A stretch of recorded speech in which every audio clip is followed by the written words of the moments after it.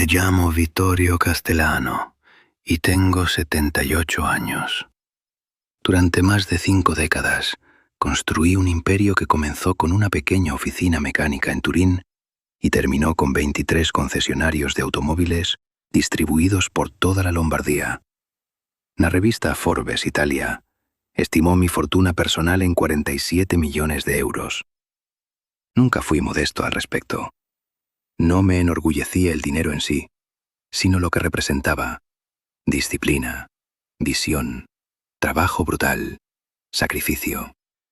Cada euro que gané fue sudado. Cada negocio que cerré fue calculado con precisión matemática. Yo era un hombre de números, de contratos, de estrategia. Los sentimientos eran lujos que no podía permitirme, y francamente, que despreciaba en los demás. Crecí en una familia pobre, en las afueras de Turín. Mi padre era obrero en una fábrica de neumáticos. Mi madre limpiaba casas. Aprendí desde niño que en este mundo o comes o te comen, que la compasión es debilidad y que solo los fuertes sobreviven. A los 16 años ya trabajaba en un taller mecánico, ensuciándome las manos con aceite de motor, mientras mis compañeros de escuela todavía jugaban al fútbol. A los 22 había comprado mi primer taller. A los 30 tenía 3. A los 40 era dueño de 8 concesionarios y me había casado con Isabela, una mujer hermosa de familia tradicional que me dio 3 hijos: Marco, Davide y Giuliana. Isabela era todo lo que yo no era. Cálida, afectuosa, siempre preocupada por los detalles emocionales que yo consideraba irrelevantes. Ella quería que pasara tiempo con los niños, que fuera a sus partidos de fútbol, a sus obras de teatro escolares, a sus cumpleaños. Yo le daba dinero, mucho dinero. Les compraba lo mejor de todo. Pensaba que eso era amor. Pensaba que proveer era suficiente. Cuando Isabela murió de cáncer hace 15 años, algo dentro de mí se endureció aún más. Me refugié en el trabajo, en las adquisiciones, en expandir el imperio. Los niños ya eran adultos para entonces. Marco tenía 30, Davide 28, Giuliana 26. Todos trabajaban en la empresa en puestos ejecutivos que yo les había dado, no porque se los hubieran ganado, sino porque eran mis herederos. Durante todos esos años, crié a mis hijos con mano de hierro. Les di todo lo material que pudieran desear, pero nada de lo emocional que necesitaban. A Marco le compré su primer Mercedes a los 18, un apartamento en el centro de Milán a los 21, un puesto como director regional a los 25. Pero nunca le dije que estaba orgulloso de él. Nunca lo abracé cuando suspendió la universidad y vino a mí avergonzado. Solo le grité que era un fracasado y que tendría que demostrar su valor trabajando el doble. Con Davide fue igual. Le di cargos, dinero, propiedades, pero cuando me contó que quería ser músico, me reí en su cara y le dije que los músicos mueren pobres. Lo obligué a estudiar administración de empresas. Y Giuliana, mi única hija, la princesa que pensé que sería mi consuelo, cuando perdió un bebé en el 5º mes de embarazo y me pidió tiempo libre, le dije que los negocios no pueden detenerse por tragedias personales. Sí, fui un monstruo. Ahora lo veo. Pero entonces, en mi arrogancia, creía que los estaba preparando para el mundo real, para ser fuertes, para no depender de nadie. Vivía solo en mi villa en Monza, una mansión enorme con 8 habitaciones, jardines perfectamente cuidados, piscina, cancha de tenis. Tenía empleados, chef personal, chofer, ama de llaves, pero no tenía familia. Mis hijos me visitaban en Navidad, siempre tensos, siempre calculando cuándo yo finalmente les daría el control total de la empresa. Yo disfrutaba ese poder, mantenerlos esperando, verlos ansiosos. Les decía que todavía no estaban listos, que necesitaban aprender más, madurar más. La verdad es que me gustaba tenerlos bajo mi pulgar. Nunca creí en Dios. Para mí la religión era otro lujo para débiles, para gente que necesitaba consuelo en cuentos de hadas. Yo solo creía en lo que podía ver, tocar, controlar. Los números no mienten. Los contratos son claros. La realidad es dura y no hay nadie allá arriba cuidándonos. Isabel había sido religiosa. Iba a misa todos los domingos. Rezaba el rosario. Yo la dejaba, pero nunca la acompañaba. Después de su muerte, mis hijos dejaron de ir a la iglesia también. Creo que lo hacían solo por ella, no por convicción real. Entonces llegó octubre de 2015, y mi vida perfectamente controlada comenzó a desmoronarse de maneras que nunca podría haber anticipado. Todo empezó con el insomnio. Nunca había tenido problemas para dormir. Yo era de esos hombres que apoya la cabeza en la almohada y se apaga como interruptor. Pero de repente, sin razón aparente, dejé de poder dormir. Me quedaba despierto hora tras hora, mirando el techo, dando vueltas en la cama, sintiendo mi mente correr sin control. Al principio pensé que era estrés. Estábamos negociando la adquisición de 2 concesionarios más en Bérgamo. Había algunos problemas legales que resolver. Pero incluso cuando los negocios se resolvieron, el insomnio continuó. Fui a ver a mi médico personal, el doctor Martinelli, que me atendía desde hacía 20 años. Me hizo todos los exámenes posibles. Análisis de sangre, electrocardiograma, resonancia magnética. Todo salió perfecto. Para ser un hombre de 78 años, estaba en excelente forma. El doctor me recetó pastillas para dormir, primero suaves, luego más fuertes. Nada funcionaba. O me dormía por 2 horas y despertaba a las 3 de la madrugada sin poder volver a conciliar el sueño, o directamente no podía dormir en absoluto. Empecé a sentirme agotado, irritable, paranoico incluso. La noche del 11 de octubre fue diferente. Era sábado. Lo recuerdo perfectamente porque había tenido una cena con mis hijos esa tarde. Habían venido los 3 a la villa, algo raro porque normalmente nos veíamos solo en ocasiones especiales. Marco dijo que querían hablar sobre el futuro de la empresa, sobre planes de expansión. La cena fue tensa como siempre. Ellos hablaban, yo criticaba. Ellos sugerían ideas, yo las demolía. Es lo que siempre hacía, mantenerlos inseguros, dependientes de mi aprobación. Se fueron alrededor de las 10 de la noche, y yo me fui a la cama. No pude dormir. A la 1 de la madrugada seguía despierto. A las 2 también. Tomé otra pastilla, aunque ya había tomado la dosis recomendada.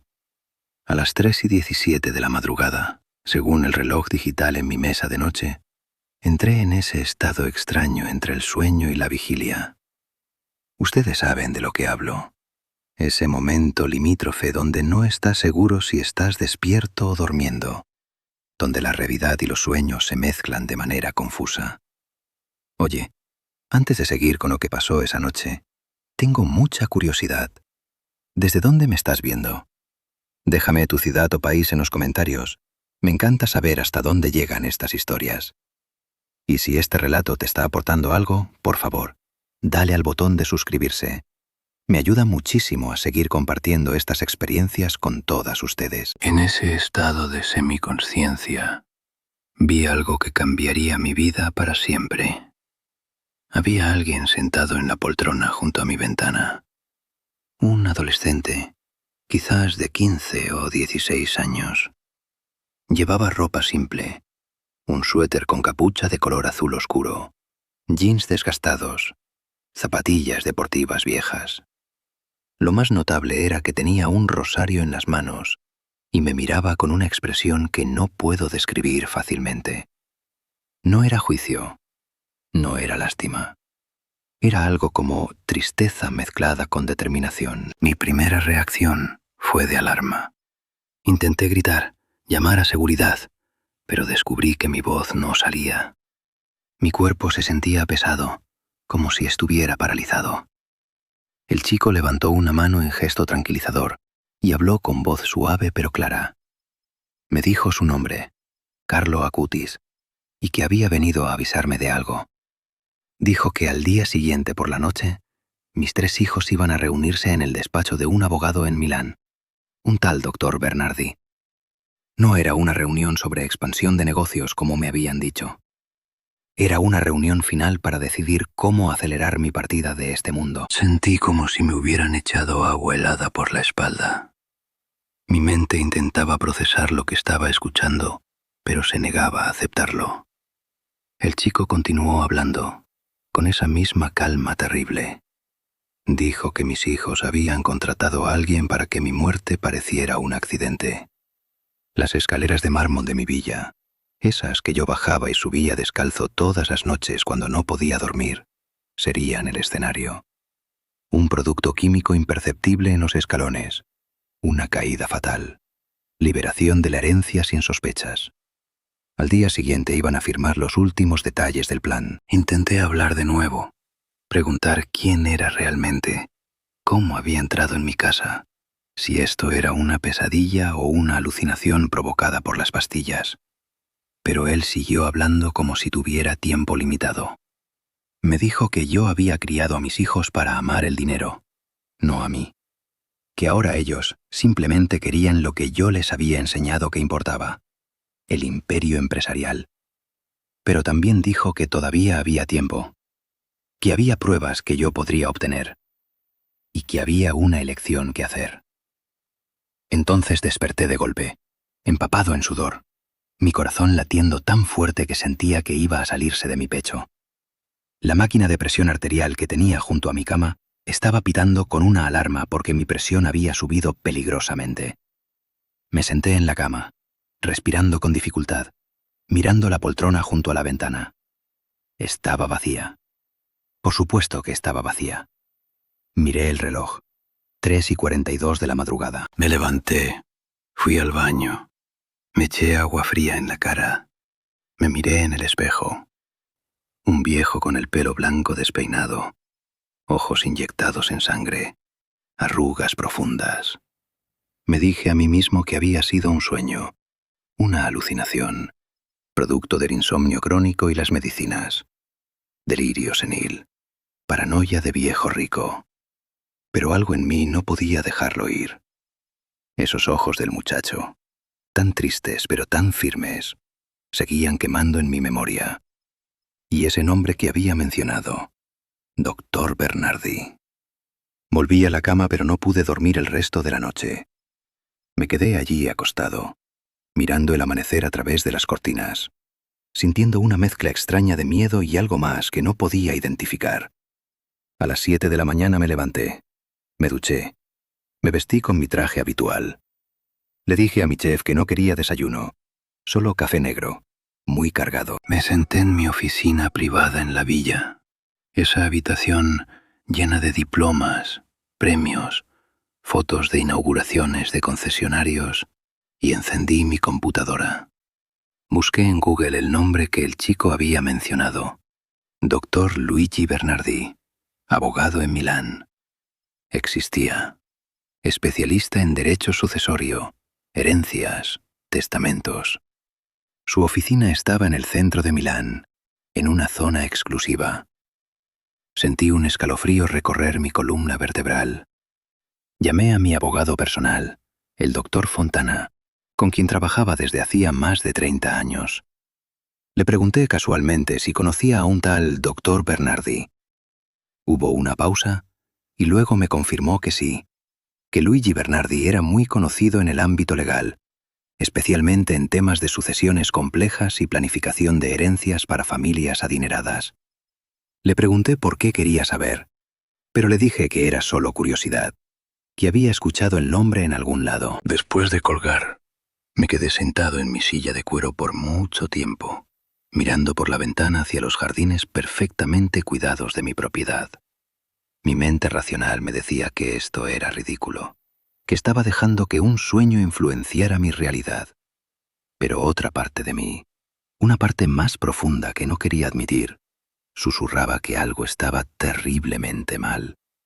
Recordé la cena de la noche anterior, la forma en que mis hijos se miraban entre ellos, la tensión en el aire que yo había atribuido a nuestra relación siempre difícil. ¿Había sido algo más? Tomé una decisión que en ese momento me pareció descabellada pero necesaria. Llamé a un investigador privado que había usado en el pasado para asuntos corporativos, verificaciones de antecedentes de empleados y ese tipo de cosas. Su nombre era Santoro, un ex policía que ahora trabajaba por cuenta propia. Le dije que necesitaba vigilancia discreta. Quería saber dónde estarían mis hijos esa noche, específicamente Marco. Le di la descripción de su coche, la matrícula. Le dije que quería fotos, horarios, ubicaciones. No le expliqué por qué, y él no preguntó. Ese es el tipo de profesional que era. El domingo transcurrió con una lentitud agonizante. Intenté mantener mi rutina normal. Revisé correos de la empresa. Hice algunas llamadas de negocios. Almorcé solo como siempre. Pero mi mente no podía concentrarse. Cada vez que cerraba los ojos veía al muchacho del rosario. Escuchaba sus palabras sobre aceleración de mi partida, sobre las escaleras de mármol. Esa tarde, alrededor de las 5, Marco me llamó. Me dijo que necesitaban mi firma en algunos documentos de expansión, que habían surgido algunas oportunidades de negocio que requerían decisión rápida. Me preguntó si podíamos reunirnos pasado mañana, el martes. Le dije que claro, que por supuesto. Mi voz sonó normal, calmada, pero cuando colgué, mis manos temblaban. Las horas pasaban como arrastrándose. Preparé café tras café. Caminé por los jardines, me senté en mi oficina. A las 9:30 de la noche, mi teléfono vibró. Era un mensaje de Santoro con fotos adjuntas. Abrí las imágenes con dedos torpes. La primera foto mostraba el coche de Marco estacionado frente a un edificio comercial en Milán. La segunda foto era un zoom del letrero en la entrada del edificio. Dr. Luigi Bernardi, derecho sucesorio, 3er piso. La tercera foto me hizo sentir como si me hubieran golpeado en el estómago. Mostraba a mis 3 hijos, Marco, Davide y Giuliana, entrando juntos al edificio. La marca de tiempo en la foto decía 22 horas y 37 minutos. Estaban allí, justo como el muchacho del sueño había dicho que estarían. Me desplomé en mi silla. No era paranoia, no era delirio. No sé cómo o por qué, pero lo que ese adolescente me había dicho era verdad. Mis hijos estaban en ese momento en el despacho de un abogado especializado en herencias, a mis espaldas, sin mi conocimiento. ¿Para qué? La respuesta que el chico me había dado resonaba en mi cabeza. Para planear mi muerte. Llamé a Santoro inmediatamente. Le dije que necesitaba más. Necesitaba saber qué estaban diciendo. Él me explicó que no podía instalar micrófonos en un edificio privado sin orden judicial, que eso sería ilegal. Pero luego mencionó algo interesante. El coche de Marco estaba registrado a nombre de la empresa, técnicamente mi propiedad. Eso significaba que legalmente yo podía instalar dispositivos de rastreo GPS o incluso grabación de audio en el vehículo. Era una zona gris legalmente, pero factible. Le dije que lo hiciera. Que instalara un dispositivo de escucha en el coche de Marco. Que necesitaba saber de qué estaban hablando. Santoro vino a la villa esa misma noche con su equipo. Mientras mis hijos estaban en la reunión, él trabajó rápido. En menos de una hora había instalado un micrófono de alta sensibilidad oculto bajo el asiento del conductor del Mercedes de Marco. Me entregó un receptor y una aplicación para mi teléfono que me permitiría escuchar y grabar todo lo que se dijera en ese coche. Esa noche no dormí nada. Me quedé despierto en mi oficina, esperando, mirando mi teléfono, sintiendo mi mundo desmoronarse pedazo por pedazo. A la 1 de la madrugada, aproximadamente, el dispositivo se activó. Empecé a escuchar. Al principio solo era ruido de motor, el sonido de un coche en movimiento. Luego escuché voces. Mis hijos. Conversando mientras Marco conducía y los otros 2 iban de pasajeros. Lo que escuché en los siguientes minutos destruyó algo fundamental dentro de mí. No era solo miedo lo que sentí. Era dolor. Un dolor tan profundo y devastador que ni siquiera cuando Isabela murió había experimentado algo así. Porque esto era traición en su forma más pura, y venía de las 3 personas que yo había creado, que llevaban mi sangre, mi apellido. Escuché a Marco preguntarle a sus hermanos si todo estaba confirmado para el viernes por la noche. David respondió que sí, que el hombre ya había recibido la mitad del pago. Juliana preguntó sobre los detalles, y Marco explicó que yo tenía la costumbre de bajar las escaleras descalzo cuando no podía dormir, que eso pasaba casi todas las noches últimamente, que un producto específico aplicado en los escalones de mármol los haría resbaladizos de manera imperceptible al ojo, pero efectiva. Una caída, un golpe en la cabeza, a mi edad sería suficiente. David mencionó algo sobre autopsia. Marco le aseguró que el doctor Bernardi había garantizado que no habría investigación profunda. Muerte accidental de un anciano. Caso cerrado en 48 horas. Escuché risas nerviosas.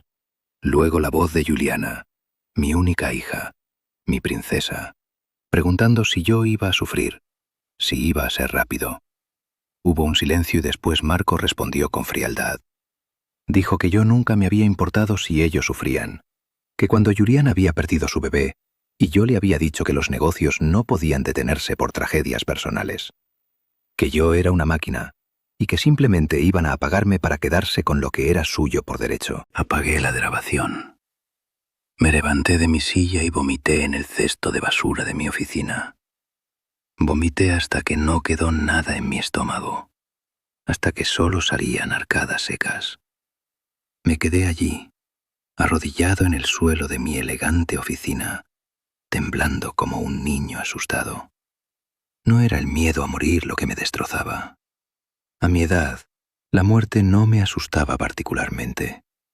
Era la confirmación brutal de lo que yo había hecho, de quién era realmente. Había creado 3 personas capaces de asesinar a su propio padre. Y lo peor, lo absolutamente devastador, era que tenían razón. Yo había sido un monstruo con ellos. Había sido frío, cruel, emocionalmente ausente. Los había tratado como empleados, como piezas en mi tablero de ajedrez empresarial, nunca como hijos. Cuando Juliana había perdido a su bebé y había venido a mí buscando consuelo, yo le había hablado de compromisos laborales. Cuando David había querido seguir su sueño de ser músico, me había burlado de él. Cuando Marco había reprobado la universidad, lo había humillado en lugar de apoyarlo. Me senté en el suelo de mi oficina durante horas, con la espalda contra la pared, abrazando mis rodillas como un niño. Lloré. No había llorado desde el funeral de Isabela, y antes de eso no recordaba la última vez. Pero esa noche lloré. Lloré por mis hijos, por el padre que nunca fui, por la familia que nunca tuvimos. Lloré por todos los momentos que sacrifiqué en el altar de mi imperio empresarial. Lloré por cada abrazo que no di, cada palabra de aliento que no pronuncié, cada vez que elegí una reunión de negocios sobre un partido de fútbol escolar. Cuando amaneció el lunes, seguía sentado en el suelo. La luz del sol entraba por las ventanas, iluminando los trofeos y placas que cubrían las paredes. Premio al empresario del año. Reconocimiento a la excelencia empresarial. Homenaje por contribución económica a la región. De repente, todos esos reconocimientos me parecieron vacíos, sin sentido. ¿De qué servían si mis propios hijos querían verme muerto? Me levanté con dificultad, mi cuerpo viejo protestando por haber pasado horas en el suelo duro. Me duché, me afeité, me vestí. Me miré en el espejo y vi a un extraño. Un hombre que había ganado el mundo pero había perdido su alma y su familia en el proceso. Pensé en el muchacho del sueño, Carlo Acutis. Seguía sin entender quién era o cómo había sabido lo que iba a pasar. Pero había dicho algo más, algo que resonaba en mi memoria, que había tiempo, que había prueba y que había una elección. Esa noche, de pie en mi habitación vacía, susurré al aire. Le hablé a ese chico que quizás había sido un sueño, quizás algo más. Le dije que si era real, que si podía escucharme, que me dijera qué hacer. No esperaba respuesta, pero la obtuve. No fue una voz audible como en el sueño. Fue algo más sutil, como un pensamiento que no era mío plantado en mi mente. 3 palabras: perdona, confronta, ama. Pasé los siguientes días en una especie de trance. Actuaba normal con mis empleados, con mis socios de negocios, pero por dentro estaba muriendo y renaciendo al mismo tiempo. Investigué sobre Carlo Acutis. Resulta que era un chico real, italiano, nacido en Londres pero criado en Milán. Había muerto de leucemia en 2006 a los 15 años. Era conocido por su devoción a la Eucaristía y por crear un sitio web catalogando milagros eucarísticos. Había sido beatificado por la Iglesia Católica. Algunas personas reportaban experiencias místicas relacionadas con él, apariciones, intervenciones en momentos críticos. Yo, que nunca había creído en nada de esto, que me había burlado de la fe de Isabela, ahora estaba frente a evidencia que no podía ignorar. Ese muchacho, fuera sueño, visión o algo más allá de mi comprensión, me había avisado de algo que resultó ser completamente verdad. Y no solo eso, me había dado un camino: perdonar, confrontar con amor, no con ira, dar lo que necesitan, no lo que quieren. El jueves por la noche, llamé a mis 3 hijos.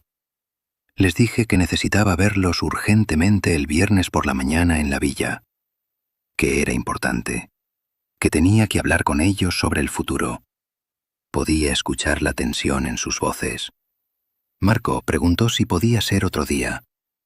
Le dije que no, que tenía que ser el viernes a las 10 de la mañana.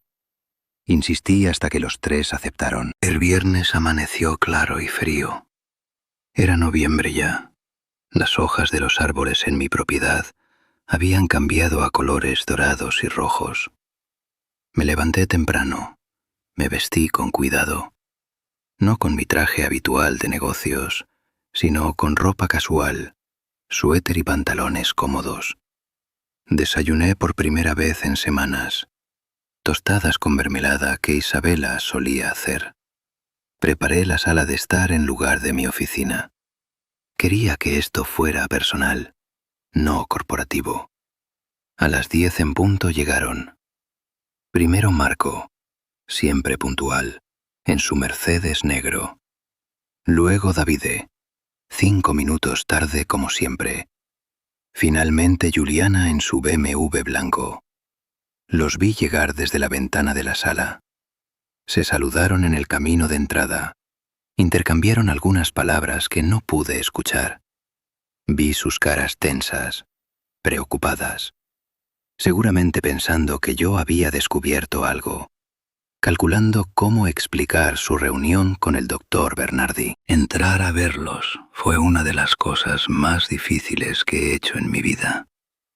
Allí estaban mis 3 hijos, los bebés que Isabela y yo habíamos traído al mundo con tanto amor e ilusión. Marco, a sus 48 años, con mi misma mandíbula cuadrada y pelo canoso. Davide, a sus 46, más delgado, con los ojos oscuros de su madre. Juliana, a sus 44, hermosa como Isabel había sido, pero con mi carácter fuerte. Y ellos querían verme muerto. Les pedí que se sentaran. Hice café, algo que nunca hacía. Siempre era el personal quien servía. El gesto pareció desconcertarlos. Nos sentamos en los sofás de la sala, ese espacio elegante que raramente usábamos. Siempre todo era en la oficina, todo era negocios. Había un silencio pesado. Marco empezó a hablar sobre los documentos que supuestamente necesitaban mi firma, pero lo detuve con un gesto de la mano. Saqué de mi bolsillo un pequeño dispositivo, el reproductor de audio que Santoro me había dado. Lo coloqué en la mesa de centro entre nosotros. Vi cómo los 3 miraban el aparato con confusión primero, luego con algo que empezaba a parecerse al pánico. Les dije que antes de hacer nada, necesitaba que escucharan algo. Y que después de escucharlo, quería que supieran una cosa. Los perdonaba. Apreté play. La grabación llenó la sala. Sus propias voces hablando sobre el plan, sobre el viernes por la noche, sobre el producto químico en las escaleras, sobre mi muerte que parecería accidental. Vi cómo el color desaparecía de sus rostros. Marco se puso de pie intentando decir algo. David se quedó congelado. Juliana empezó a llorar silenciosamente, las lágrimas corriendo por sus mejillas. Dejé que la grabación terminara. El silencio que siguió era tan denso que podía sentirlo físicamente, como una presión en el pecho. Entonces hablé. Les dije que podría llamarlos monstruos, pero que sería hipocresía de mi parte, que yo los había creado así, que les había enseñado que el dinero valía más que el amor, que el éxito empresarial era más importante que las relaciones humanas, que ellos solo habían aprendido la lección demasiado bien. Abrí una carpeta que había preparado con mi abogado Fontana los días anteriores. Contenía escrituras de donación. Les expliqué que había dividido mi imperio en partes iguales entre los tres. Todo. Los 23 concesionarios, las propiedades, las inversiones, el dinero en los bancos. 80% de todo lo que tenía, distribuido entre ellos. Lo firmaba hoy, ahora, en este momento. No necesitaban esperar a que yo muriera. No necesitaban matarme. Podían tener el imperio que tanto querían. Les dije que yo me retiraría a vivir en un apartamento pequeño, modesto, con el 20% restante que era más que suficiente para vivir mis últimos años en comodidad básica. Que no quería saber nada más de la empresa, de los negocios, de las reuniones. Que fueran felices con su herencia anticipada. El silencio continuó por lo que pareció una eternidad. Entonces Juliana hizo algo que no había hecho en décadas. Se levantó del sofá, cruzó la sala tambaleándose y se arrojó en mis brazos. Me abrazó con una fuerza desesperada y gritó entre sollozos que no quería mi dinero, que nunca había querido el maldito dinero, que lo que quería era su papá. El papá que nunca había tenido. El papá que nunca la había abrazado cuando lloraba, que nunca había ido a sus recitales de piano, que no había estado allí cuando perdió a su bebé. Sus palabras me partieron en pedazos. La abracé, realmente la abracé por primera vez en quizás 30 años, y lloré con ella. Marco y David seguían sentados, inmóviles, en shock. Luego, lentamente, Marco empezó a hablar. Su voz temblaba.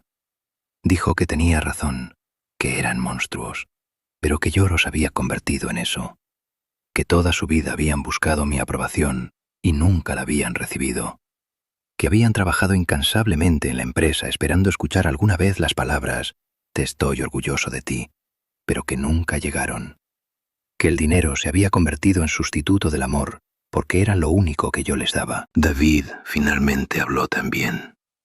Con voz ahogada dijo que odiaba lo que casi habían hecho, que no podía creer que hubieran llegado tan lejos, que en algún punto de la planificación habían dejado de verme como padre y me habían visto solo como obstáculo entre ellos y su herencia, pero que yo había plantado esas semillas, que yo había construido esa dinámica durante toda su vida. Pasamos horas en esa sala, horas hablando, llorando, gritando a veces. Salió todo. Décadas de resentimiento, dolor, abandono emocional.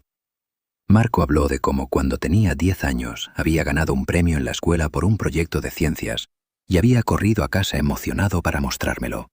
Pero yo estaba en una llamada de negocios importante y le grité que me dejara trabajar. David recordó cuando tenía 16 y tocó su guitarra para mí, una canción que había compuesto, y yo le dije que dejara de perder el tiempo con tonterías. Una pausa rápida. Me encantaría saber desde dónde conectas hoy. Deja un comentario con tu ubicación. Siempre es increíble ver cómo crece esta comunidad por todo el mundo. Y si aún no te has suscrito, por favor, hazlo ahora. Tu apoyo lo es todo y me ayuda a seguir contando historias que realmente importan. Juliana habló de su embarazo perdido, de cómo había venido a mi oficina destrozada, sangrando todavía del hospital, y yo había estado revisando hojas de cálculo sin siquiera mirarla a los ojos. Les conté entonces sobre Carlo Acutis, sobre la visión o sueño o lo que fuera que había tenido, sobre cómo este adolescente que llevaba muerto 9 años me había advertido específicamente sobre la reunión con el doctor Bernardi, sobre el plan, sobre todo. Al principio me miraron como si estuviera loco, pero cuando les mostré las fechas, las horas exactas, los detalles que no había forma de que yo supiera, se quedaron sin palabras. Les expliqué que había investigado sobre Carlo, que era un beato de la Iglesia Católica, que muchas personas reportaban experiencias similares, que yo, el ateo más convencido, el hombre que se burlaba de la fe, ahora estaba frente a algo que no podía explicar racionalmente, y que ese muchacho no solo me había salvado la vida al advertirme, sino que me había dado instrucciones. Perdonar, confrontar con amor, dar lo que necesitan, no lo que quieren. Marco preguntó qué quería decir con eso. Le expliqué que lo que ellos necesitaban no era mi dinero. Lo que necesitaban, lo que siempre habían necesitado, era mi presencia, mi tiempo, mi amor. Y que yo estaba dispuesto, si ellos querían, a intentar construir algo que nunca habíamos tenido. Una familia real. No empleados de mi empresa, sino hijos. No herederos de mi fortuna, sino herederos de algo mucho más valioso si lograba conseguirlo a tiempo. Una relación verdadera. Las semanas y meses que siguieron fueron los más extraños y difíciles de mi vida, pero también, irónicamente, los más significativos. Procedí con las donaciones, pero de manera diferente a como había planeado inicialmente. No les di el 80% de todo inmediatamente.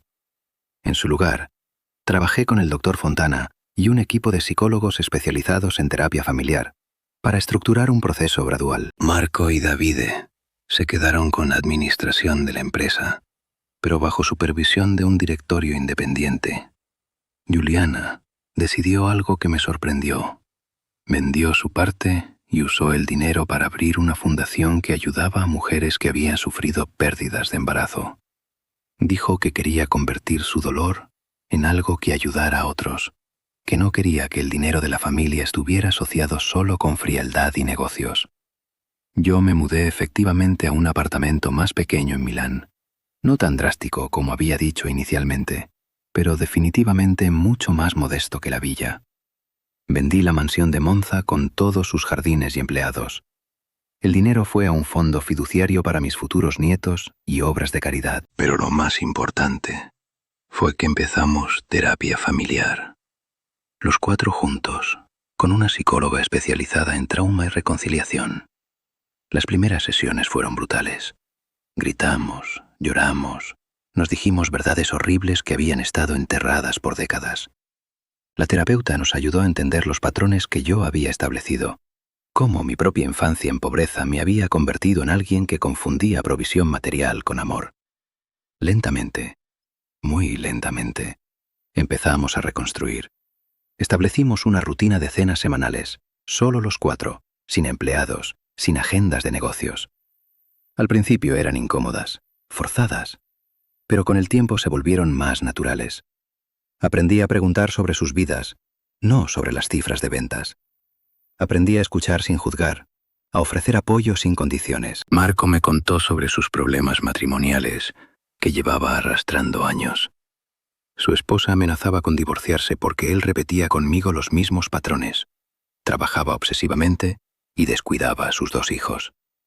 Por primera vez, en lugar de decirle que se enfocara en mantener las apariencias por el bien del negocio, le sugerí terapia de pareja y le dije que la familia era más importante que cualquier contrato.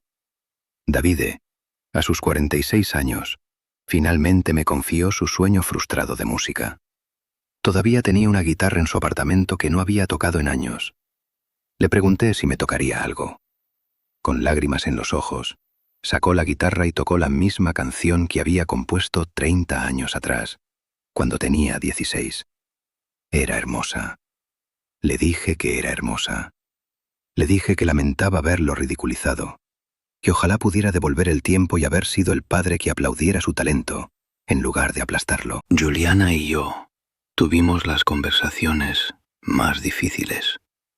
Fuimos juntos al cementerio donde estaba enterrado el bebé que ella había perdido. Yo ni siquiera había ido al entierro. Había estado en una reunión de negocios en Turín. Me arrodillé frente a esa pequeña tumba y le pedí perdón. No solo a ella, sino al nieto que nunca conocí. Lloramos juntos en ese cementerio durante horas. También investigué más sobre Carlo Acutis. Visité su tumba en Asís, donde su cuerpo está expuesto y, según reportes, permanece incorrupto. Entré en esa iglesia como turista curioso y salí como otra persona. Me arrodillé frente al altar donde está su cuerpo y hablé con él como si pudiera escucharme. Le agradecí por la advertencia que me salvó la vida. Le dije que no solo había salvado mi vida física, sino también mi alma y las almas de mis 3 hijos. Que habíamos estado tan cerca del abismo, del pecado imperdonable del parricidio, y que su intervención nos había detenido justo a tiempo. Empecé a asistir a misa por primera vez en mi vida a los 78 años. Me sentaba en la última banca, sin entender mucho de lo que pasaba, pero sintiendo algo que no podía nombrar. Paz, quizás, o esperanza de redención. Juliana venía conmigo a veces. Marco y Davide todavía no, pero respetaba eso. La fe no se puede forzar, solo puede crecer cuando encuentra terreno fértil. Un día, casi un año después del incidente, Marco vino a visitarme a mi apartamento. Traía consigo sus 2 hijos, mis nietos de 12 y 14 años. Apenas los conocía. Los había visto solo en Navidades y cumpleaños, siempre distraído con mi teléfono o hablando de negocios.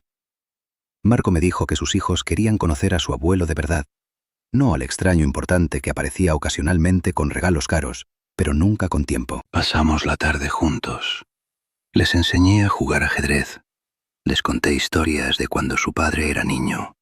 Historias que me sorprendí a mí mismo recordando. Les hablé de su abuela Isabela, de cómo ella era el corazón que mantenía unida a nuestra familia, mientras yo estaba obsesionado con construir un imperio. Vi en los ojos de esos niños algo que me derritió. Curiosidad genuina, afecto sin condiciones, una oportunidad de hacerlo bien esta vez. David retomó la música. No profesionalmente. Seguía ayudando con la empresa, pero ahora tocaba en un pequeño bar de jazz los viernes por la noche. Me invitó a uno de sus conciertos. Fui. Me senté en una mesa al fondo y lo vi tocar. Era talentoso, realmente talentoso. Después del concierto lo abracé y le dije que estaba orgulloso de él, que lamentaba haber tardado 50 años en decírselo, pero que era verdad. Lloró en mis brazos. Este hombre adulto lloró como niño. Y yo también. La fundación de Juliana empezó a crecer. Ayudaba a decenas de mujeres al mes, ofreciendo apoyo psicológico, grupos de ayuda, recursos para procesar el duelo de pérdidas de embarazo. Me pidió que fuera a una de sus inauguraciones de un nuevo centro. Fui. Escuché testimonios de mujeres que habían sido ayudadas. Una de ellas se acercó a mí después y me dijo que mi hija le había salvado la vida, que después de perder a su bebé había contemplado el suicidio, pero que el programa de Juliana le había dado razones para seguir. Miré a mi hija con orgullo genuino. Ella estaba haciendo algo que yo nunca había hecho: tocar vidas, no solo acumular riqueza. 2 años después del incidente, en octubre de 2017, tuvimos una cena especial. Los 4 juntos, como todas las semanas, pero esta vez en el apartamento que había sido de Isabela y mío cuando éramos jóvenes y recién casados, antes de la riqueza, antes del imperio. Había comprado ese edificio años atrás como inversión, pero nunca lo había visitado sentimentalmente. Lo restauramos juntos, los 4, durante meses. Pintamos paredes, lijamos pisos, instalamos muebles. Fue terapéutico trabajar juntos en algo que no era corporativo. Esa noche cocinamos juntos. David hizo la pasta, Marco la salsa, Juliana la ensalada, yo el postre, tiramisú como Isabela solía hacer. Nos sentamos alrededor de una mesa pequeña, no como la enorme mesa de la villa donde siempre había metros de distancia entre nosotros. Comimos, bebimos vino, reímos. Realmente reímos. Marco contó una historia vergonzosa de su adolescencia. David lo molestó. Juliana hizo bromas. Y en un momento, mirándolos a los tres, sentí algo que no había sentido en décadas, quizás nunca en mi vida adulta. Gratitud pura. Estaba agradecido de estar vivo, no por el dinero, no por el éxito empresarial, no por los reconocimientos. Estaba agradecido por esta mesa, por estas risas, por esta conexión imperfecta pero real con estas tres personas que eran mi sangre, mi legado verdadero. Les dije, en medio de la cena, que quería contarles algo, que había estado pensando mucho sobre lo que había pasado hace 2 años, que Carlo Acutis no solo me había salvado de morir, me había salvado de vivir una vida vacía y morir solo, odiado, sin haber conocido realmente a mis hijos ni ellos a mí. Que su advertencia no había sido solo sobre la conspiración física, sino sobre la conspiración más profunda, mi propia construcción de una vida sin amor. Marco dijo algo profundo esa noche. Dijo que Carlo nos había salvado a todos 4, a mí de ser asesinado, pero también a ellos de convertirse en asesinos, de cargar con ese pecado por el resto de sus vidas. Que si el plan hubiera procedido, incluso si nunca hubieran sido descubiertos legalmente, sus almas habrían estado destruidas. Que ahora, 2 años después, cuando miraba atrás a lo cerca que habían estado de cruzar esa línea, se horrorizaba. Pero también agradecía la oportunidad de redención. No voy a decir que todo fue perfecto después de eso. Tuvimos recaídas. Hubo momentos de tensión, de viejos patrones que resurgían. Yo todavía a veces me encontraba dando órdenes en lugar de sugerencias, tratando de controlar en lugar de aconsejar. Ellos todavía tenían resentimientos que surgían en momentos inesperados. La terapia continuó por años. Pero la diferencia fundamental era que ahora todos estábamos comprometidos con la sanación, con construir algo nuevo. Marco salvó su matrimonio. Empezó a trabajar menos horas, a estar más presente con sus hijos. Un día me llamó para decirme que su hijo mayor había dicho que él era el mejor papá del mundo. Me dijo que esas palabras significaban más que cualquier contrato millonario que había firmado en su vida. Yo le dije que lo entendía, que finalmente entendía que el verdadero éxito no se mide en cuentas bancarias. David conoció a una mujer en uno de sus conciertos de jazz. Se enamoró, algo que pensó que nunca pasaría a su edad. Me pidió que fuera el padrino de su boda. Lloré cuando me lo pidió. La boda fue pequeña, íntima, hermosa. Di un discurso donde me disculpé públicamente por haber sido un mal padre, pero dije que estaba orgulloso del hombre en que David se había convertido a pesar de mí, no por mí. Juliana conoció a través de su fundación a un psicólogo que trabajaba con ella en los programas. Se enamoraron también. Eventualmente adoptaron 2 niños, hermanos que habían quedado huérfanos. Me convertí en abuelo de nuevo. Esos niños, que habían sufrido tanto ya en sus cortas vidas, me enseñaron sobre resiliencia, sobre amor incondicional. Pasé tiempo con ellos de maneras que nunca pasé con mis propios hijos. Les leía cuentos, jugaba en el parque, los llevaba a museos. En 2019, 4 años después del incidente, desarrollé problemas cardíacos. Necesité cirugía de bypass. Fue seria. Había riesgo real. Antes de entrar al quirófano, mis 3 hijos estaban allí. Me abrazaron. Me dijeron que me amaban. Les dije que si no salía de esa cirugía, quería que supieran que estos últimos 4 años habían sido los mejores de mi vida. Que prefería 4 años de conexión verdadera que 50 años de éxito vacío. Sobreviví la cirugía. La recuperación fue larga. Mis hijos se turnaron para cuidarme. Juliana se quedaba en mi apartamento durante las noches, asegurándose de que tomara mis medicinas. Marco manejaba mis asuntos financieros restantes, consultándome pero sin presionarme. David venía y me tocaba música en la guitarra. Decía que era terapia musical para la recuperación cardíaca. Una tarde, durante mi recuperación, estaba solo en el apartamento mirando por la ventana. Era octubre de nuevo, 4 años exactos desde la visión de Carlo. El sol se ponía sobre Milán, la ciudad donde había construido mi imperio y casi perdido mi alma. Sentí una presencia, suave, pacífica. No vi nada, no escuché ninguna voz, pero sentí algo que interpreté como confirmación, como si Carlo estuviera diciendo que estaba bien, que lo había entendido, que había tomado la lección. Susurré gracias al aire. Gracias por el aviso. Gracias por salvar 4 vidas. Gracias por darme tiempo para reparar, aunque nunca podré reparar todo el daño que hice. Gracias por mostrarme que nunca es demasiado tarde para cambiar, aunque sea muy tarde, aunque hayamos destruido tanto. Ahora tengo 83 años. He sobrevivido 5 años más de lo que mis hijos planearon. Cada día es un regalo que no merecí, pero que agradezco profundamente. Mi salud es frágil, mi corazón está débil, pero mi espíritu está más fuerte que nunca. Veo a mis hijos regularmente. Conozco a mis nietos. He aprendido sus nombres, sus gustos, sus sueños. Cosas básicas que cualquier abuelo debería saber, pero que yo había ignorado durante décadas. Marco sigue manejando la empresa con Davide, pero de manera diferente a como yo lo hacía. Priorizan el bienestar de los empleados. Han implementado políticas de balance vida-trabajo. Donan porcentajes significativos a causas sociales.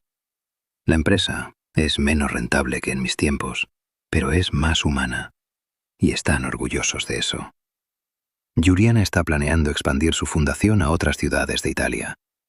Me pidió consejo empresarial, no porque sea el viejo tirano que todo lo sabe, sino porque genuinamente valora mi experiencia en estructurar organizaciones. Le di mis opiniones, pero como sugerencias, no como órdenes. Y cuando decidió no seguir algunos de mis consejos, la apoyé igual. Porque aprendí que amar significa confiar, no controlar. Hace un mes fuimos todos juntos a Asís, a visitar la tumba de Carlo Acutis. Llevamos flores, prendimos velas, rezamos juntos. Incluso Marco y Davide, que todavía luchan con la fe, estuvieron presentes respetuosamente. Les conté nuevamente la historia, con todos los detalles. Cómo Carlo había aparecido, exactamente qué había dicho, cómo todo se había cumplido al pie de la letra, cómo sin esa advertencia yo estaría muerto y ellos estarían viviendo con la culpa de parricidio. Un sacerdote que estaba cerca escuchó nuestra conversación. Se acercó después y nos dijo que historias como la nuestra eran la razón por la que Carlo había sido beatificado, que él interceptaba tragedias, especialmente tragedias familiares, especialmente donde había hijos alejados de padres, padres alejados de Dios, familias rotas por materialismo, que nuestro caso era dramático pero no único, que muchas familias habían sido salvadas por este adolescente que en vida había dedicado su tiempo a la Eucaristía y después de la muerte parecía dedicado a salvar familias.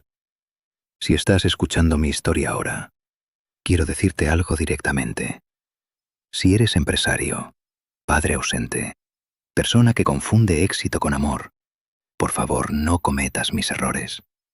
Tus hijos no necesitan tu dinero. Necesitan tu presencia, tu tiempo, tu amor incondicional. Yo casi morí para aprender esto. Casi convertí a mis hijos en asesinos por mi obsesión con el éxito material. Si eres hijo o hija de alguien como yo fui, alguien frío, ausente, que solo habla de negocios, quiero que sepas que no es tu culpa, que mereces amor, tiempo, atención. Y si estás considerando algo drástico, algo terrible como lo que mis hijos consideraron, por favor, detente. Busca ayuda. Habla con alguien. El resentimiento es veneno, pero el parricidio es un veneno que no tiene antídoto. Carlo Acutis me dio aviso de 24 horas que salvó mi vida y destruyó mi orgullo. Fue la transacción más cara y más barata que jamás hice. Más cara porque me costó admitir que estaba completamente equivocado sobre lo que importa en la vida. Más barata porque el precio fue solo mi ego, mi orgullo, mi necesidad de control. Cosas que resulta que no tenían ningún valor real. La herencia que importa no está en los bancos. Está en los corazones que podrías haber tocado y elegiste ignorar. Está en los momentos que podrías haber compartido, pero sacrificaste por reuniones que ahora ni siquiera recuerdas. Está en las palabras «te amo», que podrías haber dicho pero guardaste porque pensaste que mostrar emociones era debilidad. Yo tenía 47 millones de euros, pero era el hombre más pobre del mundo, porque no tenía familia, no tenía amor, no tenía conexión verdadera con nadie. Ahora tengo una fracción de esa riqueza, pero soy rico de verdad, porque tengo a mis hijos de vuelta, tengo a mis nietos, tengo amor aunque sea tardío, aunque sea imperfecto, aunque sea construido sobre las ruinas de décadas perdidas. Perdona antes de que sea demasiado tarde. Abraza antes de que planeen tu funeral. Diles «te quiero» antes de que sea solo una frase en tu lápida que nunca dijiste en vida. Porque el tiempo se acaba para todos nosotros. Y cuando llegue el final, no vas a contar tus propiedades o tus cuentas bancarias. Vas a contar los momentos de conexión, de amor, de humanidad verdadera. Y si esa cuenta está vacía, no importa cuántos millones hayas acumulado, morirás pobre.